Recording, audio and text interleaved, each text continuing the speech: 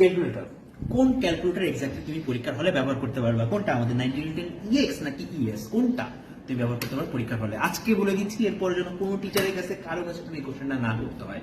ভাইয়া তোমাকে প্রথমেই বলি ভাইয়া, যেই লিস্টই তোমার কাছে নিয়ে আসুক না কেন, আগে সময় ভাইয়ের কথা শোনো।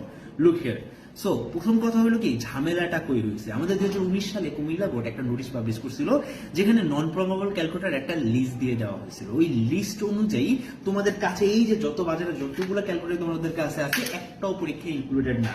একটাও, আবার বলছি, একটাও পরীক্ষা ইনক্লুডেড না। 100 MS এর কথা লেখা আছে, কিন্তু অনেকগুলো আবার 100 MS ও ওই লিস্টের মধ্যে নাই।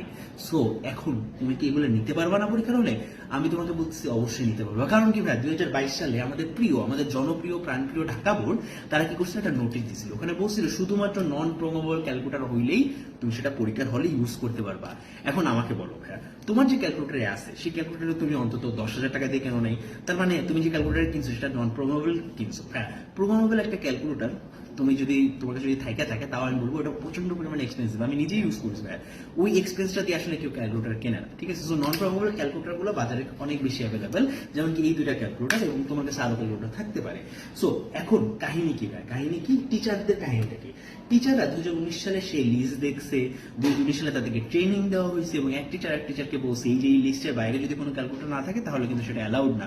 সো এরকম করতে করতে একটা খুব বাজে লেভেলের একটা সিচুয়েশনের সৃষ্টি হয়ে গেছে, যেখানে এখন তোমার কোনো একটা টিচার তোমাকে ভয় দেখাতে পারে যে ওই 100 MS ছাড়া কোনো ক্যালকুলেটর কিন্তু অ্যালাউড নিয়ে যাও না।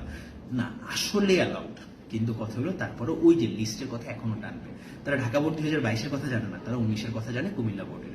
সো এই জন্য তোমাকে একটু ভয় দেখাবে। সো আমি তোমাকে একটু ডাইরেক্টলি বলে দিচ্ছি ভাইয়া, এখন পর্যন্ত কোনো একটা টিচার তোমাকে ওই লিস্টের কথা বলতে পারে এবং বলতে পারে এই ক্যালকুলেটর অ্যালাউড না, কিন্তু তুমি যে জিনিসটা করতে পারবা, প্রথম কথা পরীক্ষার হলে টিচারকে যা বইলা দিবা যে ভাইয়া তোমার এই ক্যালকুলেটরটা তুমি ইউজ করতে পারবা কিনা, এটা তো নন প্রমোবল ক্যালকুলেটর, এটা বাজারে নন প্রমোবল ক্যালকুলেটর, প্লাস এটা গুগলও বলছে এটা নন প্রমোবল ক্যালকুলেটর, সবাই বলছে এটা নন প্রমোবল ক্যালকুলেটর, তুমি এটা ইউজ করতে পারবে কিনা টিচারকে, যে ইনভিজিলেটর থাকবে তাকে জিজ্ঞেস করবা।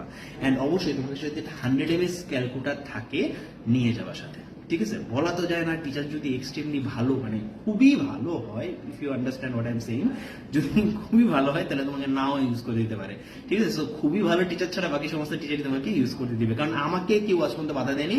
আমি আমার সারা জীবন এই পরীক্ষা, এটা দিয়ে আসলে এই ক্যালকুলেটর দিয়ে পরীক্ষা দিচ্ছি, এমনকি আমি ইঞ্জিনিয়ারিং শেষ করতেছি, আজ পর্যন্ত কোনো পরীক্ষা কোনো জায়গায় আমাকে বাধা দেয়নি।